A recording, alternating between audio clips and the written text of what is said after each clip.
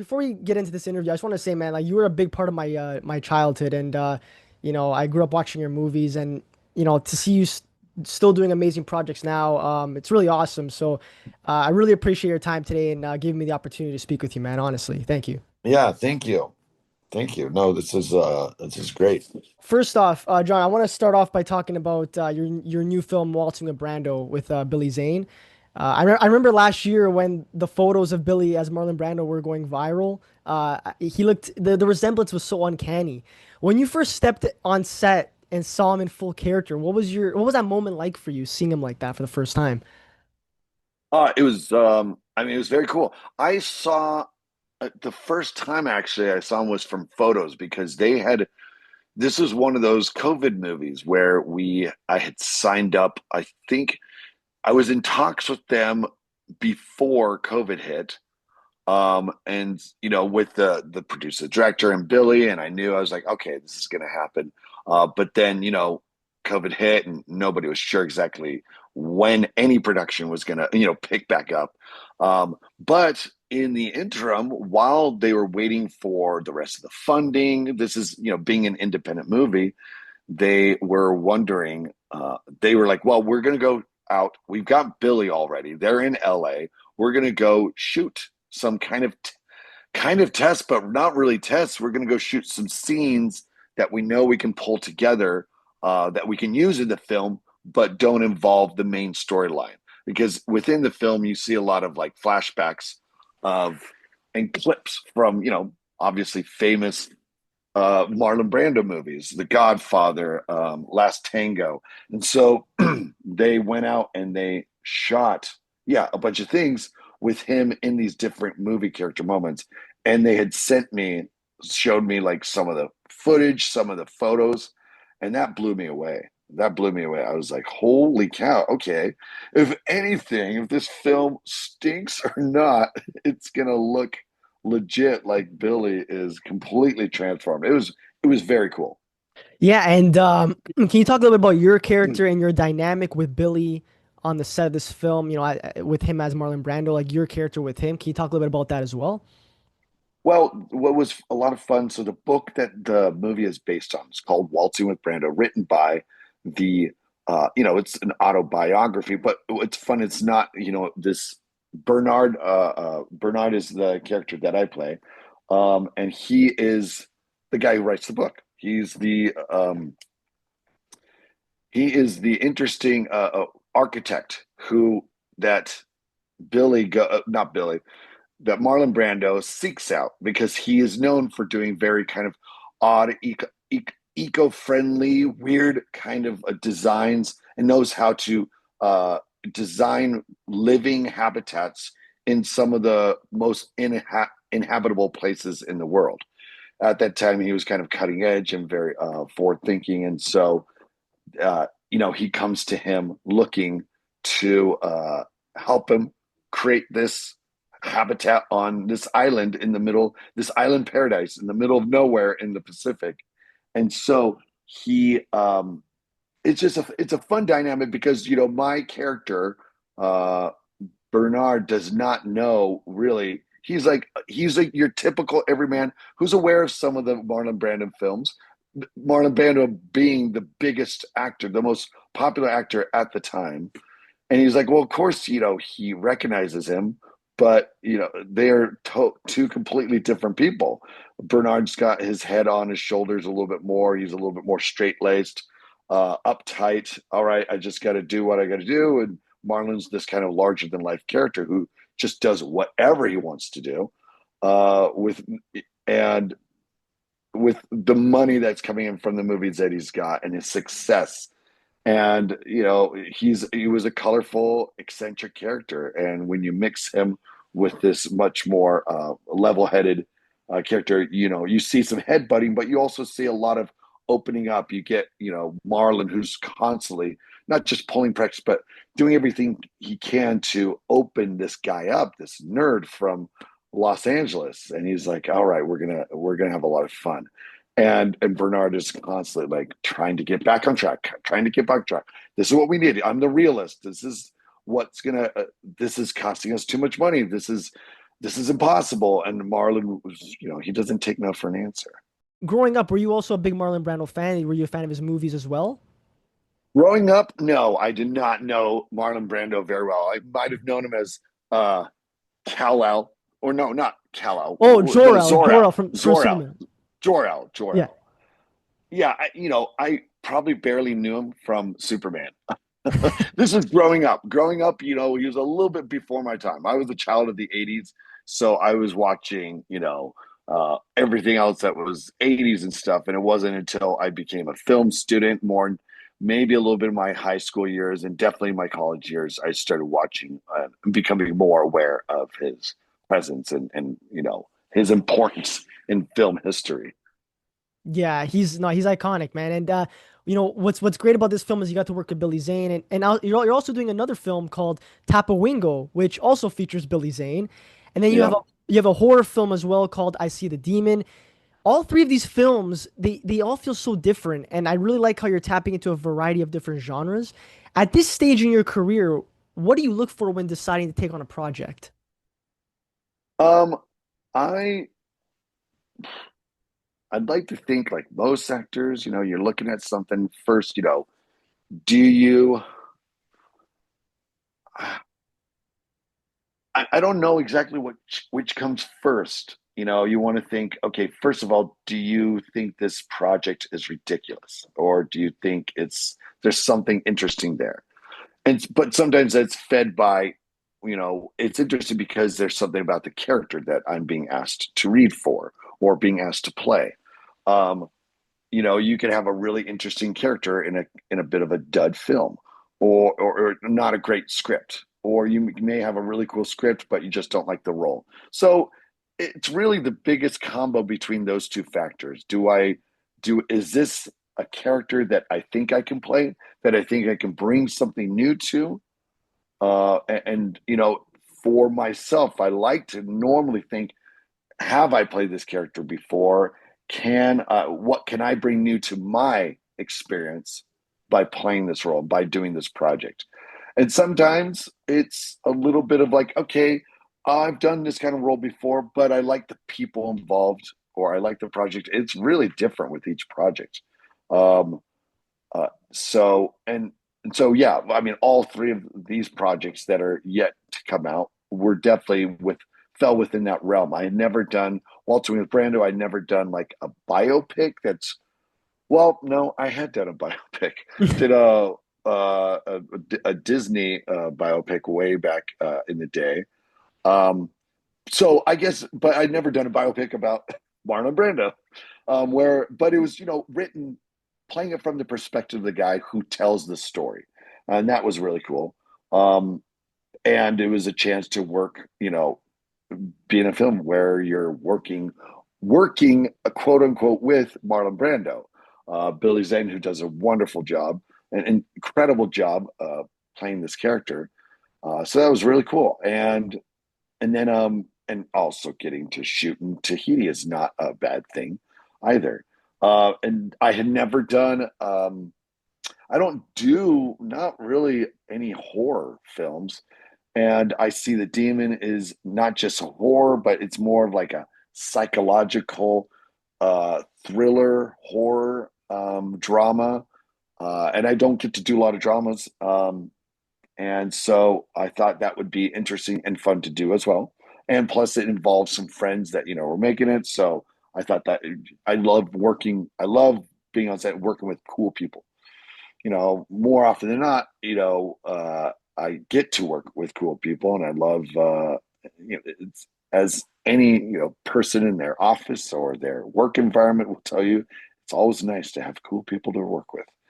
And I luckily get to enjoy that most of the time. Um, Topawingo was right up my alley in terms of like, oh, this is very similar to Napoleon Dynamite. This is very similar to like these quirky, weird character comedies that have a lot of oddballiness in them, but um, but it was still different, and it was fun to explore some of those worlds again. But it was funny. I liked the script a lot, and and I liked it's a bit of a time period, it's a little bit of a change, and it was a chance to try to explore new elements to similar characters I've played. Yeah, and you're absolutely right by calling Tapu Wing almost like a nod to Napoleon Dynamite. I really did see that even just from the trailer alone. What's interesting about Napoleon Dynamite, I want to bring that up because that film started out as a small indie film with like such a low budget, and it went on to become such a huge cultural phenomenon. As an actor, you never really know what's going to take off or connect with people. It all depends, right? Uh, but what was it like for you to watch all that unfold, especially knowing how much that film ended up shaping your career? It was cool. I don't know. It was a whirlwind. It was a roller coaster. It was everything. It was the beginning of my career, so it was very it was exciting because you're just like, all right, here we go. I haven't done this ever, and to see the excitement. I mean, just to kind of go from film with people that nobody knows this film, and to suddenly just be kind of like over the first couple of years, it was obviously really popular and everybody talking about it. And then cut to like 20 years later, where it's always been popular, but I feel like 20 years later, you just have that perspective where it clicks. Oh, it's been 20 years. I don't know. That's a magic number. Or I feel like 25 in a few years will be kind of the same. 20, 25 years, it's typically like, all right, how much does this film hold up? And it maybe because that pers- perspective clicks into place, it feels like even like more than ever. I get, tons of people just celebrating it even more, especially since they are now introducing the original fan audience, are now more grown up and they have had kids of their own and are introducing this to the next generation. I get so many parents who are sharing this with their kids, which kind of blows my mind and freaks me out that that's where we're at now with like, the original fans are now having kids, but a lot of our original fans were older audiences too. So that, a lot of them were having kids at the same time. But yeah, it's great to see that it's holding up just as strong as ever. And so it makes me very proud and very happy because I love that film myself. I love it. Nowadays we're seeing a lot of like sequels come out. Like I know Happy Gilmore 2 just came out, right? And it's like we're seeing a lot of those like these great cultural impactful films getting sequels or remakes or what have you. Do you ever get asked to do like Napoleon Dynamite 2, or is there any talks about things like that, about like your past work that people want to see remakes of or sequels to? Everybody's always like, just, is there going to be a two? Is there going to be a two? Always asking that. So yeah, no, I get asked that. Pretty much any successful movie, people are going to go out like, not realizing some films. I like to believe that there's a lot of films out there that don't lend themselves to a sequel, but uh, and it used to be that way with studios where they were like, yeah, we get it. This is not a sequel kind of movie. But nowadays you're like, no, no, we're gonna like if it's still got an audience and we can still make some money, let's do a sequel. I'm like, you're Yeah, making a sequel to that? You're making a sequel to that? Um, so yeah, it it but blows yeah, my I get mind. asked that a Yeah, lot. it blows my mind because like for example, like some sequels actually do like better than the original. I know like for me like Shrek 2, I like it better than Shrek 1. Terminator 2, I like it better than the original Terminator. So Yeah. there is that, but then you're right. There's also Well, sequels yeah, that shouldn't happen. You know? yeah. There's like it's a short list or short to semi medium list that most people can say, oh, where the sequels are better. But typically, you're right, it's not the case. Or No. again, sometimes it's not a surprise. It's just there are some movies that obviously lend themselves to sequels and are meant to be a bit of Yeah. a trilogy or a franchise. And you're like, oh, this is cool, or oh, the story's not done. I can't wait to see it. Star Wars is great, or New Hope is great, and then you have Empire Strikes Back, which is like this is not just rehashing and trying to redo the success of the first movie. No, it's continuing the story. We need to see the rest of the story. Lord of the Rings. You know you're going to get. You see Fellowship of the Ring, you're like, that's good, it's great, but we know we need to finish the story, so you don't think of it as, obviously those are different kind of situations. But like comedies, a lot of times comedies, you're like, you don't get sequels a lot because it's not about the story. Especially, I don't know, Napoleon Dynamite would be interesting because it's definitely not known for its hardcore story. I get people are like, what was that movie about again? Well, wait, Well, what that's was why I the love it so story? much, John. You know what it is? It reminds me of like a movie like Dazed and Confused or like a Fast Times at Ridgemont High. It's a day. It's like a day in the life. That's what it feels like. It feels like you're living Yeah, with yeah, this character. I think that's why, personally, yeah. And take this as a compliment. Napoleon Dynamite should not. There shouldn't be a sequel. It's perfect the way it is. yeah, Because and who knows? Maybe if they did make a sequel, it could be amazing. But why risk that? Like I love it the way it is. You know what I mean? yeah. Yeah. No, I think, rarely, and you get it sometimes where you might get a sequel like that, where it's the spirit of the characters and it's continuing the story of the characters and not the story that was told in the first movie. You're like, all right, I'm drawing a blank. I'm trying to think of those kind of things. Like, oh, we could watch. I mean, Bill and Ted. There's a comedy that had a sequel, and I thought the sequel was fun. And you're like, it's because you just want to see these characters in more situations.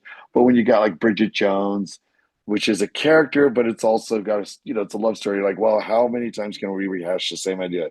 She's just going to end up with Darcy again. She's just going to end up with Darcy again. What about Hangover? Um, The Hangover ones. Like I thought Hangover 2 was good. Hangover 3 I didn't like, to be honest. But I thought the second was pretty good. the Hangover ones, can work because it's a very simple and obvious formula for the story because it's kind of like a mystery. And mysteries, I mean, really, you could do millions of stories that are like, okay, something happens instead of a body showing up, it's someone is missing. Our best friend is missing, and we don't remember how we got there. And so that's a very simple formula and fun and easy and totally makes sense to see sequels, made of using that because you can expect the formula, but then you can expect the unexpected deviations they make using that formula, Exactly. if that Yeah. makes sense. Yeah. Yeah. And I also mentioned at the beginning of this interview that like I grew up watching your movies, and speaking of comedies as well, I know one of my favorites is Blades of Glory, and I have to ask you about this because I would kill myself if I didn't. Um, that movie. So you went from Napoleon Dynamite was a small indie film, then you went to do Blades of Glory with Will Ferrell, a bigger studio budget. Your characters in that film were always butting heads, and I love that scene where he's skating on his feet and you did that belly slide. First off, that belly slide, I gotta ask you, how much of that was real and how much of that wasn't? Well, the belly slide was we had simply this like squared cut piece of, I think it was like sheet metal or like what's it called? Like yeah, it was like a sheet metal. What's that clear kind of, oh, why am I blanking on Oh, that? like It's not, aluminum, like an it's aluminum. like or no, like plexiglass. It was like plexiglass or sheet metal. Anyways, it's a little piece of something that they just cut out and had rigged to a wire, and then I just laid on that. And they were pulling But you, right? yeah, but it had to be small enough so that you couldn't see the edges peeking out from my chest and belly. And so while I'm on the ground, I'm still kind of laying on ice. They're still like, well, we don't want to hurt you, but we got to sell this. And so, yeah, they just dragged me on the ice. But again, I most of my Chelly and best, my Chelly and best, my belly and chest were on that, piece of glass or plastic. Yeah. That's funny. Yeah, because I know like Will Ferrell, he's known to improvise in a lot of his movies. Did you guys both improvise any scenes in that made the final cut after? Or? Um, I mean, there was, a number of alternate takes. A lot of times the scene wouldn't really be hardcore improving like you see in other films where they just kind of let them go. Um, because it still was kind of a story heavy comedy where you like have to get from here to there, pretty obviously. So it would be more like alternate takes, like, well, instead of saying, referencing this movie, just try a different movie or reference or making it wasn't tons of improv. I mean, definitely more so on Will's end, but uh, there was probably definitely things that weren't in the script that made it to the final cut. That I don't think we scripted the whole moment with my lovely like when he's The treadmill. uh on the treadmill. I don't even remember if that was scripted at all. I think he was on a treadmill eating, trying to lose weight, and I'm making fun of him, and so then we just kind of run like that. So yeah, that was probably mostly improv. And listen, John, I appreciate you coming on today to talk about all this, and I'm excited to watch all these upcoming projects you got. And yeah, man, hope we get to chat in the future again about your new projects in the future. Yeah, thanks, man. Thanks so much. It was an honor meeting you. Thank you. You too. All right, Take care. thank you. Bye. See ya.